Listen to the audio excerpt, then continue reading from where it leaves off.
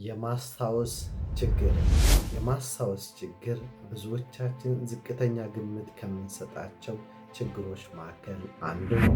ነገር ግን ችግሩ ስር እየሰደደ ሲሄድ ሕይወታችንን ሊያመሰቃቅል ይችላል። በስራ ገበታችን ላይ፣ በማህበራዊ ሕይወታችን ላይ የሚያደርገው ተጽዕኖ ከፍተኛ ነው። ማስታወስ ልክ እንደ አየር ያክል በሕይወት ውስጥ እጅግ በጣም አስፈላጊ ነው ለአንድ ሰው። ታዲያ የአእምሯችንን ጤንነት እንዴት መጠበቅ እንችላለን? ችግሩ ቢኖርብንም ባይኖርብንም ብዙዎቻችን የምንሰራው ስህተት ችግር እስኪመጣ ድረስ መጠበቃችን ነው። ይህ የምትመለከቱት ላዮን ስዊም ይባላል። ብሬን ፉድ ወይንም የአእምሮ ምግብ በመባል ይታወቃል። እንዲሁም ደግሞ ኮርዳይሴት።